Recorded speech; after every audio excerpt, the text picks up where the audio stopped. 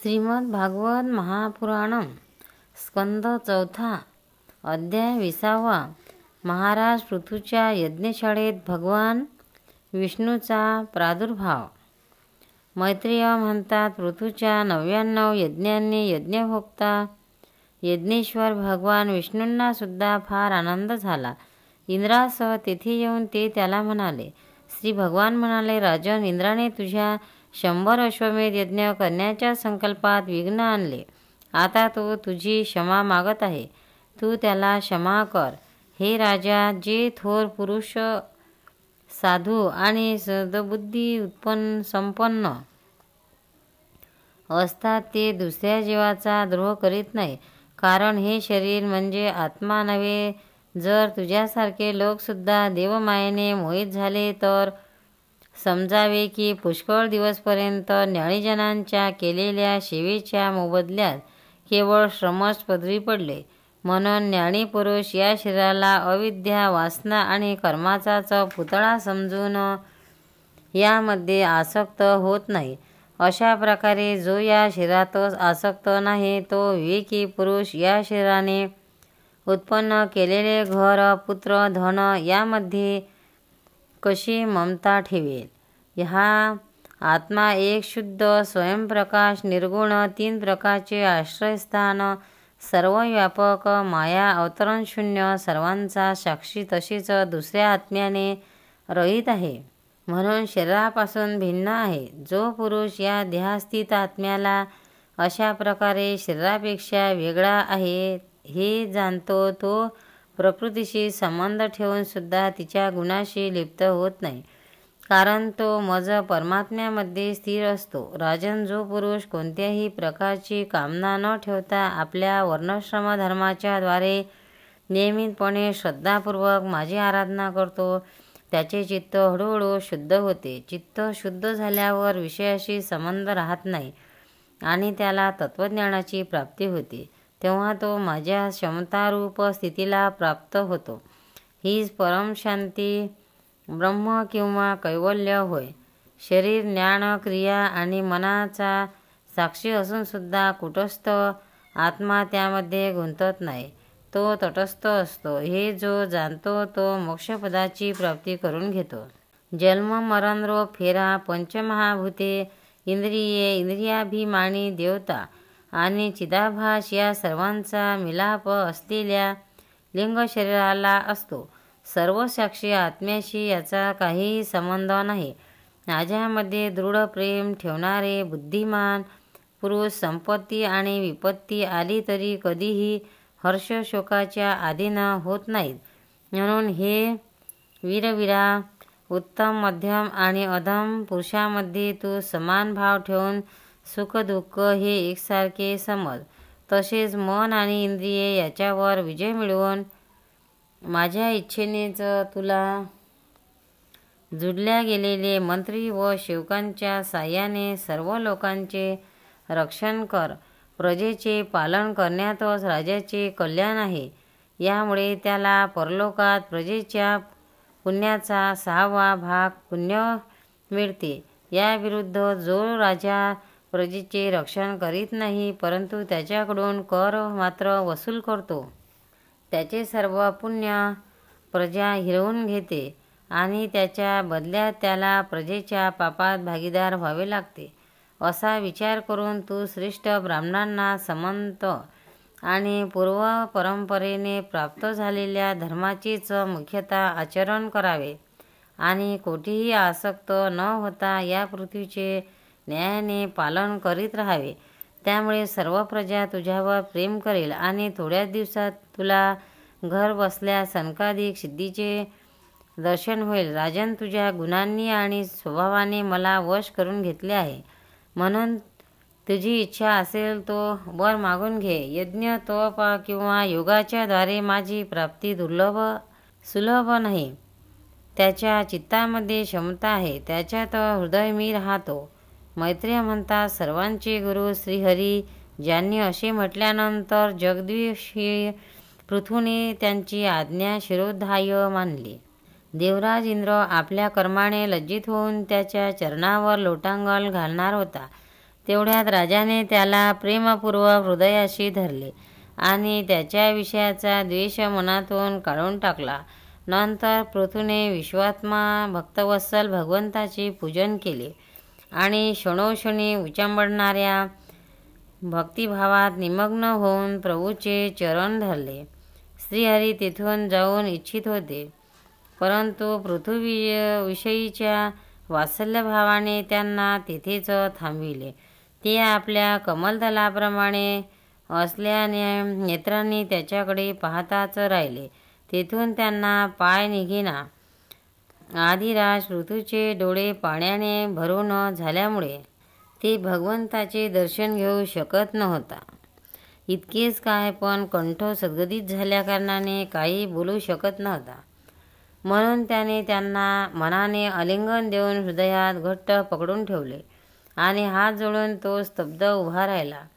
यावेळी प्रभूच्या चरणाचा स्पर्श पृथ्वीला झाला होता, पण भक्तप्रेमात तल्लीन झाल्यामुळे त्यांना भान नव्हते. वास्तविक देवाच्या चरणाचा स्पर्श जमिनीला होत नाही.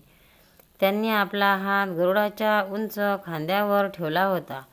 पृथू डोळ्यातील अश्रू पुसून अतृप्त दृष्टीने त्यांच्याकडे पाहत बोलू लागले.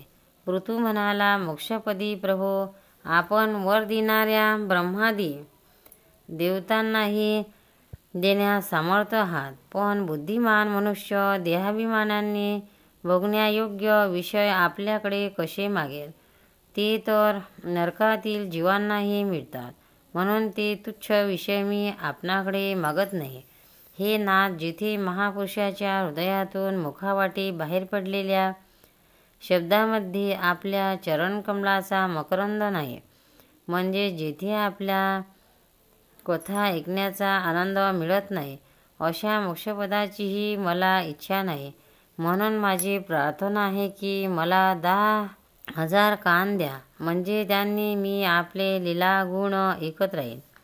हे पुण्यकीर्ती प्रभो, आपले चरण कमल मकरंद रूपी अमृतकण घेऊन महापुरुषाच्या मुखातून जो वायू बाहेर पडतो, त्यामध्ये एवढी शक्ती असते की आपल्या तत्वाचे विस्मरण झालेल्या आमच्यासारख्या अभाग्यांना तो पुन्हा तत्वज्ञान करून देतो. म्हणून मला दुसरा कोणताही वर नको.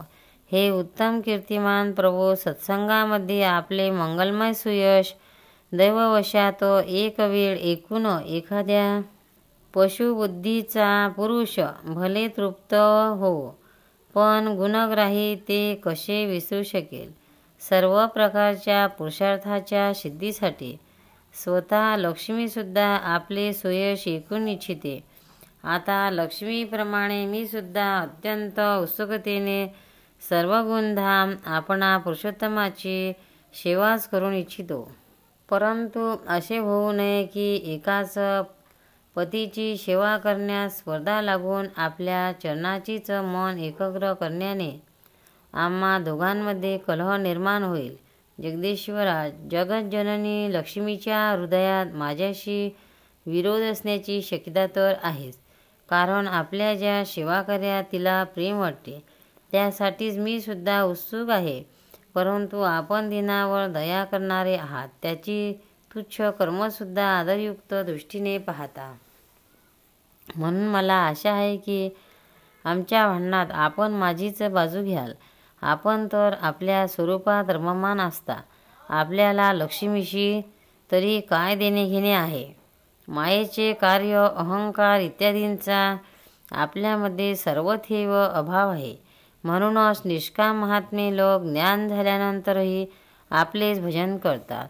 भगवान आपल्या चरण कमलांचे निरंतर चिंतन करणे याखेरीज सत्पुरुषाचे अन्य कोणतेही प्रयोजन आहे असे मला वाटत नाही. मी सुद्धा कोणतीही इच्छा मनात न ठेवता आपले भजन करीत आहे. आपण मला म्हणालात की वर माग. मला तर आपले हे बोलणे संसारातील मोहात पडल्यासारखेच वाटते. एवढेच काय, आपल्या वेदरूप वाणीने सुद्धा जगाला बांधून ठेवले आहे. जर त्या वेदवाणीच्या दोरीने लोक बांधले गेले नसेल तर मोहवश होऊन त्यांनी सकाम कर्म का केले असते? प्रभू आपल्या मायेमुळेच मनुष्य आपल्या वास्तविक स्वरूपाला विन्मुख होऊन अज्ञानवश स्त्रीपुत्रादिकांची इच्छा करतो. असे असताना जसे पिता पुत्राची प्रार्थना न करतानाही स्वतःहून पुत्राचे कल्याण करतो, त्याप्रमाणे आपणही आमच्या इच्छेशी अपेक्षा न करता आमच्या हितासाठी स्वतःच प्रयत्न करावा. मैत्रेय म्हणतात, आदिराज पृथूने अशी स्तुती केल्यानंतर सर्वसाक्षी श्रीहरी त्याला म्हणाले, राजन, तुझी माझ्या ठिकाणी भक्ती असो. ही मोठी सद्भाग्याची गोष्ट आहे की तुझे चित्त माझ्या ठिकाणी जडले आहे. असे झाले की तो मनुष्य तरुण जाण्यास कठीण अशी ही माझ्या माया पार करून जातो की जिला सोडणे किंवा जिच्या बंधनातून सुटणे अत्यंत कठीण आहे. तू आता दक्षतेने माझ्या आज्ञेचे पालन कर. हे राजा, जो मनुष्य माझ्या आज्ञेचे पालन करतो त्याचे सर्व ठिकाणी कल्याण होते. मैत्रेय म्हणतात, अशा प्रकारे भगवंतांनी राजर्षी पृथूच्या सारयुक्त गुडवचनांनी आदर केला. नंतर पृथूने त्याची पूजा केल्यावर प्रभू त्यांच्यावर कृपा करून जाण्यास निघाले. महाराज पृथूने तेथे जे देव, ऋषी, पितर, गंधर्व, सिद्ध, चानर, नाग, किन्नर, अप्सरा, मनुष्य, पक्षी इत्यादी अनेक प्रकारचे प्राणी आणि भगवंताचे पार्षद आले होते, त्या सर्वांचे भगवद्बुद्धीने भक्तिपूर्वक वाणी आणि धनाने हात जोडून पूजन केले. नंतर ते सर्वजण आपापल्या ठिकाणी गेले. भगवान अच्युतसुद्धा राजा पृथू आणि त्याच्या पुरोहिताचे चित्त स्वतःकडे आकृष्ट करून घेत आपल्या धामाकडे गेले. नंतर अव्यक्त स्वरूप असूनही भक्तासाठी आपले स्वरूप दाखवून अंतर्धान पावलेल्या देवादिदेव भगवंतांना नमस्कार करून राजा पृथूसुद्धा आपल्या राजधानीकडे गेला. अध्याय 20 समाप्त. गोपाल कृष्ण भगवान की जय. एकादशी निमित्त भक्तांना व्हिडिओ आवडल्यास व्हिडिओला लाईक करा, शेअर करा, सबस्क्राईब करा. तसेच बाजूला असलेल्या बेलवर क्लिक करा, म्हणजे याच्या पुढील सर्व व्हिडिओ तुम्हाला सर्वात आधी मिळत जातील. जय श्री कृष्ण.